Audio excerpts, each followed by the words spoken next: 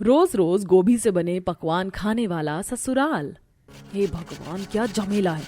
रोजाना ही सुबह सुबह इस गोभी को कद्दूकस करके पराठे बनाना शुरू कर देती हूँ। इन लोगों को नाश्ते में और कुछ नहीं चाहिए।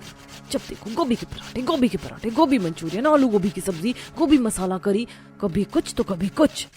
शीतल रसोई में गुस्से में गोभी को कद्दूकस कर रही थी, तभी उसका देवर निखिल रसोई में आ जाता है और कहता है, भाभी आज मेरे लिए आप गोभी का पुलाव बना दीजिए, लंच में मैं पुलाव लेकर जाना चाहता हूँ। गुस्से में शीतल गोभी को पटकते हुए कहती है, अरे 2-4 फरमाइश और हैं तो वो भी लेकर आ जाओ देवर जी। और सारी बात छोड़ो, तुम शादी कर लो और अपनी बीवी से ही करना ये सारी फरमाइशें। इसी बहाने कम से कम मेरा पीछा तो छूटेगा तुम लोगों से। जब देखो बस गोभी ये, गोभी वो, गोभी का सब कुछ। अरे बाप रे बाप, ये क्या, भाभी तो आज बहुत ज्यादा गुस्से में हो गई। और कुछ सुनाए उससे अच्छा है कि मैं यहाँ से चला ही जाऊं। निखिल बिना कुछ कहे ही वहां से चला जाता है और इधर शीतल दोबारा गोभी को घिसने लगती है। घिसते घिसते उसके हाथ भी दुखने लगते हैं। बहुत कर लिया बर्दाश्त, अब नहीं होगा मुझसे ये सब बर्दाश्त। मैं अपने मायके चली जाऊंगी, फिर खाते रहेंगे ये लोग गोभी। ऐसा बोलते बोलते अचानक से उसके दिमाग में ख्याल आता है, ऐसा मैंने पहले क्यों नहीं सोचा। अगर मेरे देवर की सच में शादी हो गई तो मेरी एक देवरानी आ जाएगी जो मेरा काम में हाथ बटाया करेगी। और जब वो आ जाएगी तो मुझे इस गोभी से थोड़ा छुटकारा मिल जाएगा। और वैसे भी अगर मायके जाने का नाम लूंगी तो माँ जी मुझे बहुत ही जल्दी बुला भी लेंगी। देवरानी के आने के बाद तो मैं कई महीनों अपने मायके रुक सकती हूँ। शीतल ऐसा सोचने के बाद फटाफट गोभी के पराठे तैयार करती है और डाइनिंग टेबल पर बड़े से परिवार को परोसती है। हे भगवान, भाभी आपने मेरे लिए पराठे ही बना दिए, आप मेरे लिए गोभी ब्रेड चीज रोल नहीं बना सकती थी क्या? इस नंद की बच्ची को रसोई में कदम रखते ही तो मौत आ जाती है और फरमाइश तो बेशर्मों की तरह करती है। बताओ ना भाभी, क्यों नहीं बनाया मेरे लिए चीज रोल? आपको पता है ना पराठे वजन बढ़ा देते और मुझे वजन नहीं बढ़ाना। तभी सुमित्रा बोलती है, अरे बहू जा बना दे इसके लिए गोभी चीज रोल, वरना ये ऐसे ही नखरे करती रहेगी, खुद भी नहीं खाएगी और हमें भी नहीं खाने देगी। सुमित्रा की बात सुनते ही शीतल न चाहते हुए भी बोल ही पड़ती है, बहुत हो गया अब माँ जी, मैं अकेले कब तक रसोई में लगी रहूं? अरे कम से कम मेरी एक देवरानी हो तो मुझे थोड़ी सी मदद मिल जाए। अब देखो ना, मैंने कितनी मेहनत से गोभी के पराठे बनाए और नंद जी को तो गोभी का ब्रेड चीज रोल खाना है। अब मुझे दोबारा मेहनत करनी पड़ेगी। ये सुनकर सुमित्रा संकोच में पड़ जाती है और फिर सोच कर कहती है, हाँ बहू, बोल तो तुम सही रही हो, तुम्हें देवरानी तो मिलनी ही चाहिए। मैं बहुत जल्द अपने बेटे निखिल के लिए कोई ना कोई लड़की ढूंढूंगी और उसकी भी शादी करवा दूंगी। उफ, माँ जी को मनाना इतना आसान होगा ये तो मैंने सोचा ही नहीं था। चलो इसी बहाने अब मेरी देवरानी तो आ जाएगी। शीतल जाओ मेरे लिए एक और गोभी का पराठा बना कर लाओ। हाँ हाँ जी, अभी लेकर आती हूँ। इस तरह घर की बड़ी बहू गोभी की नई नई चीज बनाकर थक चुकी थी। वहीं दूसरी तरफ सुमित्रा बहुत जल्दी निखिल की शादी के लिए शहर की अच्छी लड़की ढूंढ लेती है। लड़की तो सुंदर है माँ जी, मुझे तो अपनी देवरानी पसंद आ गई, बाकी आप देख लो। लड़की तो मुझे भी पसंद है, लेकिन जब तक मेरी सास यानी कि तुम्हारी सास की सास लड़की को पसंद ना कर ले तब तक ये शादी नहीं हो सकती। मेरी सास की सास यानी दादी माँ की बात कर रही हो माँ जी? हाँ बहू, रिश्ता रखना है या नहीं ये तो वही तय करेंगी। सुमित्रा अपनी सास गोदावरी को भी बुला लेती है। पूरा परिवार मिलकर प्रेरणा के घर उसे देखने जाता है। बहन जी, हमें तो ये रिश्ता मंजूर है, आपका बेटा हमें पसंद आया है तो रिश्ता पक्का करें। अरे रुको भाई, अभी पहले मैं अपनी होने वाली बहू का छोटा सा टेस्ट तो ले लूं। देखो, एक ही सब्जी से अगर मेरी बहू 10 तरह के पकवान बनाकर हमें खिलाए तो समझ आए कि बहू घर गृहस्थी को संभाल सकती है। क्यों प्रेरणा, बना लोगी एक सब्जी से 10 तरह के पकवान? हाँ जी बिल्कुल बना लूंगी। बताइए क्या क्या बनाना है? जो भी बनाना है सब गोभी का ही बनाना है। गोभी की पकौड़ी, गोभी मसाला करी, गोभी चीज रोल, गोभी आलू की सब्जी, गोभी के पराठे, गोभी डोसा, गोभी टिक्की, गोभी पुलाव, गोभी मंचूरियन, गोभी की पूरी। क्या मैं इनको बावर्ची नजर आ रही हूँ जो एक ही सांस में 10 तरह के पकवान, वो भी एक ही चीज से बनाने के लिए इन्होंने फरमाइश कर दी? क्या हुआ प्रेरणा, गोभी के 10 तरह के पकवानों का नाम सुनते ही तुम्हारी तो बोलती ही बंद हो गई। लग तो नहीं रहा जैसे तुम इस चुनौती में खरी उतरोगी। मेरे लिए तो सब कुछ आसान है, अभी देखो मैं सब कुछ बना कर लाती हूँ। प्रेरणा सबसे पहले अपनी माँ से बहुत सारी गोभी मंगवाती है, जिसके बाद वो एक एक करके 10 तरह के गोभी के पकवान बनाना शुरू करती है। पहले वो गोभी के पकौड़े बनाती है। आलू और गोभी को कद्दूकस करके वो बेसन में उसे मिला देती है और फिर उन्हें फ्राई करती है। जितना मैं मुश्किल सोच रही थी उतना ही आसान है ये सब बनाना। बस हर तरह की सब्जी जिस तरह बनती है गोभी को उसी तरह इस्तेमाल करना है। इसके बाद प्रेरणा गोभी मसाला करी बनाती है। देखते ही देखते वो एक एक करके 10 तरह के गोभी के पकवान तैयार करके डाइनिंग टेबल पर लगा देती है। खुशबू तो बहुत अच्छी आ रही है, अब जरा खा कर देखते हैं कैसा है। गोदावरी एक एक करके 10 तरह के गोभी के पकवान टेस्ट करती है और टेस्ट करने के बाद वैसे ये उम्मीद तो नहीं थी तुमसे, लेकिन तुमने उम्मीद को कायम रखा और मेरा दिल जीत लिया। तुमने जो भी गोभी से बनाया है वो सभी बहुत स्वादिष्ट है। यही लड़की हमारे घर की बहू बननी चाहिए। गोदावरी इतना कहकर प्रेरणा को गले से लगा लेती है। इस तरह निखिल और प्रेरणा की धूमधाम से शादी होती है और प्रेरणा अपने ससुराल आ जाती है। बहू, आज तुम्हारा इस घर में पहला दिन है, इसीलिए हम तुम्हारी पहली रसोई की रस्म आज ही करवा रहे हैं। आज तुम्हें 10 तरह के गोभी के पकवान तैयार करके सभी को खिलाने हैं। ये सुनते ही प्रेरणा मन ही मन सोचती है, अरे आज फिर 10 तरह के गोभी के पकवान, वो भी पहली रसोई की रस्म में। शायद उन्हें उस दिन 10 तरह की पकौड़ी के बने पकवान बहुत ही स्वादिष्ट लगे होंगे, इसीलिए दोबारा बनवा रहे हैं। जाओ शीतल, तुम अपनी देवरानी की रसोई में मदद करवा देना। अरे माँ जी, प्रेरणा कोई बच्ची थोड़ी है जो उसे मेरी मदद की जरूरत होगी। और फिर शादी के चलते मैं इतनी ज्यादा थक गई हूँ कि मेरा सर बहुत ज्यादा दुख रहा है। मैं थोड़ी देर आराम करने जा रही हूँ। वैसे भी मेरी पहली रसोई की रस्म में किसी ने थोड़ी ना मेरी कोई मदद की थी। इतना बोलकर शीतल तो अपने कमरे में चली जाती है, लेकिन प्रेरणा रसोई में आते ही अपने आप से कहती है, वाह वाह, देखो तो जरा मेरी जेठानी को पूरे बहाने नखरे हैं। अभी तो इतना नाच कूद रही थी और अचानक ही सर में दर्द भी हो गया। बड़ी चंट निकली जेठानी जी। प्रेरणा अकेले ही सभी के लिए 10 तरह के गोभी के पकवान बनाती है।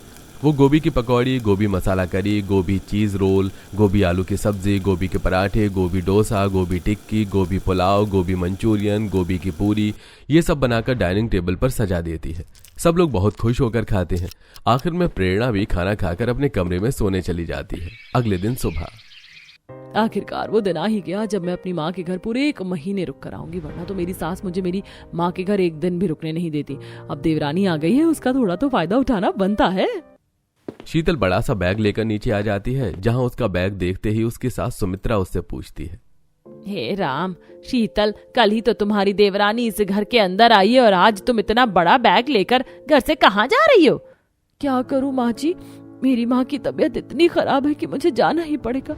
डॉक्टर ने कहा है मेरी माँ अपनी बीमारी के चलते आखिरी स्टेज पर चल रही है और ऐसे समय में मैं कुछ दिन उनके पास भी ना रुकूं तो मैं कैसी औलाद। शीतल के बहाने को सुनते ही सभी की आंखों में आंसू आ जाते हैं और वो उसे जाने देते हैं। इतने में प्रेरणा अपने कमरे से सभी के पास हॉल में आ जाती है। माँ जी, इतनी सुबह सुबह जेठानी जी कहाँ गई हैं? तुम्हारी जेठानी अपनी माँ के घर गई है। अब तुम्हें ही इस घर को संभालना है। जाओ बहू, सभी के लिए नाश्ता बना ले आओ। ठीक है माँ जी, बताइए क्या खाना है नाश्ते में? एक काम करो, गोभी के गर्मा गर्म पराठे और थोड़ी सी गोभी की करारी पकौड़ी भी बना कर ले आओ। माँ जी, फिर से गोभी क्यों? गोभी हमें पसंद है, बस इसीलिए। जाओ, जल्दी, सभी को भूख लगी होगी। अब प्रेरणा रसोई में आती है तो उसे चारों तरफ बंद गोभी के फूल नजर आते हैं। हे भगवान, ऐसा लग रहा है जैसे मैं बंद गोभी के गार्डन में ही आ गई हूँ। चारों तरफ बंद गोभी के अलावा कुछ नजर ही नहीं आ रहा।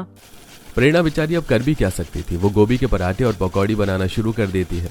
गोभी घिसते हुए उसके हाथ दर्द करने लगते हैं। कुछ देर में उसकी तीनों नंद रसोई में आती हैं और कहती हैं, भाभी मेरे लिए तो नाश्ते में गोभी की मंचूरियन बना देना। हाँ भाभी, बाकी सब गोभी के पराठे और पकौड़ी खा लेंगे, लेकिन हम दोनों को तो गोभी की क्रिस्पी मंचूरियन खानी है। ये सुनकर प्रेरणा कहती है, अरे ये क्या हो गया तुम सभी को? बस गोभी के अलावा कुछ दिखता ही नहीं। कितनी सारी वैरायटीज हैं, शिमला के पकौड़े, बैंगन के पकौड़े, मूली के पकौड़े, पालक के पकौड़े, आलू के पकौड़े, लेकिन तुम लोगों को गोभी के ही खाने। मंचूरियन भी कई सारी वेजिटेबल्स मिलाकर बनती है, जैसे गाजर, शिमला मिर्च, थोड़ी सी पत्ता गोभी, अनियन, सब कुछ मिलकर मंचूरियन बनती है। नहीं नहीं भाभी, हमें वो सब फालतू की चीज नहीं खानी। आप हमारे लिए बस गोभी की मंचूरियन बना देना। इधर निकिता फ्रिज में से चीज निकाल कर प्रेरणा को देते हुए कहती है, मेरे लिए तो आप गोभी का चीज रोल ही बना देना, मुझे तो वही पसंद है, मैं वही खाऊंगी नाश्ते में। इतना कहकर तीनों नंद वहां से चली जाती हैं, जिसके बाद प्रेरणा को बहुत तेज गुस्सा आता है और वो अपने आप से कहती है, अबे यार, ये गोभी हो गई, ये कि बवाल हो गया। गोभी के अलावा इन लोगों के मुंह पर किसी और सब्जी का नाम ही नहीं है। इतने में बाहर से आवाज आने लगती है। अरे क्या हुआ बहू, अभी तक नाश्ता तैयार नहीं हुआ क्या? ये सुनते ही प्रेरणा फटाफट सभी का नाश्ता तैयार करके उन्हें दे देती है। जब गोभी खत्म हो जाती है तो उस बेचारी को अकेले ही बाजार जाकर ढेर सारी गोभी के कट्टे भरकर लाने पड़ते हैं।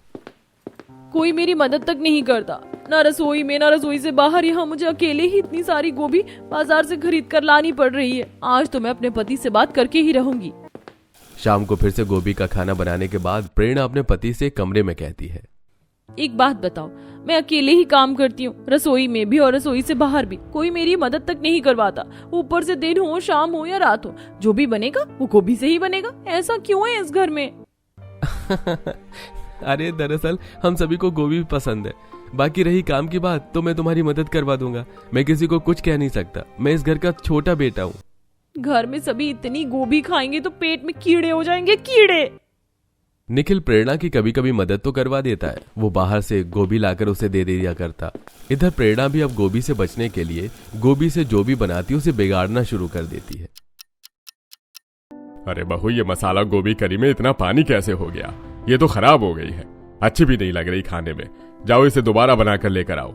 और भाभी, हमारी ये मंचूरियन भी कच्ची कच्ची लग रही है, इन्हें दोबारा पका दो। इस तरह बेचारी प्रेरणा की चालाकी उसी के ऊपर भारी पड़ जाती है। खराब बनाने के बाद भी उसे दोबारा ठीक करना पड़ता है। मन तो कर रहा है अपना ही सर फोड़ लूं। क्या सोचा था और क्या कद्दू हो गया। गोभी खराब की थी ताकि कोई खाए ना, लेकिन यहाँ तो वापस ठीक करने के लिए बोल दिया। इन ससुराल वालों का तो कुछ हो ही नहीं सकता। इस तरह वो खाना ठीक करके सभी को खिलाती है। ऐसे कुछ दिन बाद उसके भैया भाभी उससे मिलने उसके घर आते हैं। बहन, सब ठीक तो है ना? क्या बात है नंद जी, थोड़ी मुरझाई नजर आ रही हो। ऐसी कोई बात नहीं है भैया भाभी, अब आप आ ही गए हैं तो कुछ दिन रुक कर जाना। प्रेरणा अपने भैया भाभी को अपने ससुराल रोक लेती है, जहां वो सुबह सभी को गोभी के पराठे, गोभी की मंचूरियन, पकौड़े नाश्ते में उन्हें खिलाती है। दोपहर में गोभी डोसा, आलू गोभी, मसाला गोभी करी बनाकर खिलाती है। इसी तरह रात में कढ़ी में गोभी के पकौड़े और चावल बनाकर खिलाती है। बड़ी अजीब बात है, जब से हम यहाँ रुके हैं 3 दिन से देख रही हूँ सब कुछ गोभी का ही बनता है। आपके यहाँ गोभी के अलावा और कोई सब्जी क्यों नहीं बनती? हमारे पूरे परिवार को तो यही पसंद है। सब गोभी से पेट भरकर खाना खाते हैं। अब जिसे पसंद है वो खाए, ना पसंद है तो जाए। ये बात सुनकर मीनाक्षी और सौरभ से जरा भी रुका नहीं जाता। वो मुंह बनाकर वहां से चले जाते हैं और इधर गोभी खा खाकर प्रेरणा के पेट में दर्द होने लगता है। एक दिन वो डॉक्टर को चेक करवाने आती है। आपके पेट में तो बहुत ज्यादा कब्ज हो रखी है। ऐसा क्या खाया आपने जो इतनी ज्यादा कब्जी हो रही है? अब मैं आपको क्या बताऊं डॉक्टर साहब, मैं तो गोभी खा खा कर परेशान हो गई हूँ। मेरे ससुराल वाले तीनों समय गोभी ही बनवाते हैं। पिछले पूरे 1 महीने से मैं गोभी खा रही हूँ। कभी कभी तो डर लगता है कि गोभी का कीड़ा कहीं मेरे पेट में ही ना चला गया हो। अरे नहीं नहीं, ऐसा नहीं होता। मैं आपको कुछ दवाइयां लिख देता हूँ, आप समय पर सारी दवाई ले लीजिए और फिर ये आपकी कब्जी ठीक हो जाएगी। और कोशिश करना कि गोभी के अलावा और कुछ अच्छा खा सको। डॉक्टर से दवाई लेकर प्रेरणा घर वापस आ जाती है, जिसके बाद उसे फिर से रसोई में जाकर गोभी ही बनानी पड़ती है। इस बार अचानक से गोभी में कीड़े निकल आते हैं और उसे उल्टी आ जाती है। हे भगवान, प्रेरणा क्या हो गया तुम्हें? गोभी में कीड़े देख लिए थे, बस उसी वजह से उल्टी हो गई। अब मुझसे और गोभी नहीं बनाई जा रही। जब देखो गोभी से कीड़े निकल आते हैं, मैं नहीं खा सकती और गोभी। अच्छा ठीक है बाबा, अभी तो सभी के लिए तुम गोभी बना दो। मैं तुम्हें आज बाहर डिनर करवाने लेकर चलूंगा, जो तुम्हारा दिल करे वो खा लेना। यह सुनकर प्रेरणा बहुत खुश हो जाती है। वो तुरंत रसोई में जाती है और फटाफट सभी के लिए खाना बनाकर उन्हें परोस देती है, जिसके बाद वो निखिल के साथ बाहर डिनर करने अपनी पसंद का खाना खाती है। आहा, ये दाल मखनी और ये पनीर की सब्जी खाकर तो मजा ही आ गया। मुझे तो अभी मिक्स वेज की सब्जी भी खाने का बहुत मन कर रहा है। ओके मैडम साहिबा, जो तुम कहोगी वही तुम्हारे सामने प्रकट हो जाएगा। प्रेरणा खुशी खुशी बाहर खाना खाकर घर आती है। अब जब भी उसे बाहर का खाना खाने का मन होता तो वो बाहर से ऑर्डर करके खा लेती। एक दिन वो रसोई में गोभी को काटते हुए अपने आप से बातें करने लगती है। शादी से पहले मैंने एक से एक पकवान बनाने सीखे थे, लेकिन सारी मेहनत पर पानी फिर गया। और अब तो इस गोभी को काटने में भी गुस्सा आता है। जब देखो तो इनके अंदर से कीड़े निकल आते हैं। ये सब रोकने के लिए कुछ तो करना ही होगा। प्रेरणा अपने फोन से एक नंबर डायल करती है और फोन पर बात करती है। कुछ ही देर बाद वो पेट के दर्द से चिल्लाने लगती है। ससुराल वाले घबरा जाते हैं और उसे लेकर अस्पताल में पहुंचते हैं। अरे अरे, क्या हुआ इन्हें? डॉक्टर साहब मुझे बचा लो मुझे, मैंने कीड़े वाली गोभी खा ली थी, तब से मेरे पेट में दर्द नहीं रुक रहा। डॉक्टर उसे तुरंत इमरजेंसी रूम में ले जाते हैं, जिसके कुछ देर बाद ही डॉक्टर इमरजेंसी रूम से बाहर आते हैं। डॉक्टर साहब क्या हो गया है मेरी बहू को? कोई घबराने वाली बात तो नहीं? अजय सुमित्रा क्यों चिंता करती है? कुछ नहीं हुआ बहू को। बहू तो हमें खुशखबरी देने वाली है, आजकल बड़ी उल्टियां कर रही थी, मैंने देखा था उसे। चुप कर जाइए आप लोग। आप लोगों को पता भी है आप लोगों की लापरवाही से पेशेंट को कितना भारी नुकसान हो गया है। उसके पेट में गोभी का कीड़ा चला गया है, जिसकी वजह से उसे इतना दर्द हो रहा है। पेशेंट ने बताया उसे लगातार 1 महीने से गोभी खिलाई जा रही है। आप लोगों को पता है गोभी में ऐसे कीड़े होते हैं जो हमारे शरीर को अंदर ही अंदर खा जाते हैं। अच्छा डॉक्टर साहब, ऐसा भी होता है क्या? अरे डॉक्टर साहब, क्या हमारी बहू अब बच नहीं पाएगी? मैं फिलहाल इलाज शुरू कर रहा हूँ। दवाइयों से अगर कीड़ा मर गया तो भगवान की दुआ से आपकी बहू बच जाएगी, वरना तो ऊपर वाला ही जाने। इतना कहकर डॉक्टर वहां से चला जाता है, जिसके बाद निखिल गुस्से में कहता है, देखा सुबह शाम दिन रात गोभी खाने का नतीजा। नहीं बेटा, आज के बाद हमारे घर में कोई भी गोभी नहीं खाएगा। अगर पहले ही पता होता कि गोभी से इतना बड़ा नुकसान होता है तो कभी नहीं खाते। इस तरह सभी डॉक्टर की सलाह लेने के बाद प्रेरणा को हॉस्पिटल से घर ले आते हैं। प्रेरणा की अब दवाइयों का इलाज चलता है और कुछ दिन बाद वो ठीक हो जाती है। अब वो सभी के लिए अपनी पसंद के पकवान बनाती है जो उसने शादी से पहले सीखे थे, जैसे भिंडी की सब्जी, कढ़ी चावल, पालक पनीर, सोयाबीन की चाप, कढ़ाई पनीर। फाइनली मुझे आज अपने ससुराल में मेरी पसंद का खाना खाने को मिलेगा। प्रेरणा अपने आप से ये कह रही थी। इतने में उसकी जेठानी भी उसके अपने मायके से अपने ससुराल वापस आ जाती है और डाइनिंग टेबल पर अलग अलग तरह का स्वादिष्ट खाना देखकर दंग रह जाती है। ओह माय गॉड, यकीन नहीं हो रहा मैं अपने ही ससुराल में आई हूँ। कहीं आजू बाजू वाले में तो नहीं पहुंच गई? कहाँ गई गोभी? यहाँ तो स्वादिष्ट पकवान दिखाई दे रहे हैं। ये सब तुमने कैसे किया प्रेरणा, जो मैं इतने सालों में नहीं कर पाई? ये सुनते ही प्रेरणा हंसने लगती है और हंसते हुए अपनी जेठानी को बताती है, पता है आपके जाने के बाद मैंने कितना कुछ सहन किया, आखिर में मैंने अपना दिमाग चलाया। डॉक्टर साहब, अब आप ही बताओ मैं रोज रोज गोभी कैसे बनाऊं? मुझे इस रोज रोज की गोभी से छुटकारा चाहिए। छुटकारा मिल जाएगा जब मैं आपके ससुराल वालों को अच्छी खासी झूठी रिपोर्ट बनाकर दे दूंगा। कुछ दिन बाद, निखिल जी, मैं अब ड्रामा करना शुरू कर रही हूँ, आगे सब कुछ आपको ही संभालना है। तुम चिंता मत करो, मैं सब संभाल लूंगा। सच में देवरानी जी, मैं तो मान गई तुम्हें। चलो अब गोभी से छुटकारा तो मिला। सच कहूँ तो निखिल जी का साथ मिलने पर ही मैं ये सब कर पाई, अकेले तो मैं नहीं कर पाती। इस तरह प्रेरणा ने ये सब एक प्लान के साथ किया था। उसने पहले ही डॉक्टर को सब समझा दिया था, जिसकी वजह से अब देवरानी जेठानी दोनों को ही रोज रोज गोभी बनाने की ड्यूटी से छुट्टी मिल गई थी।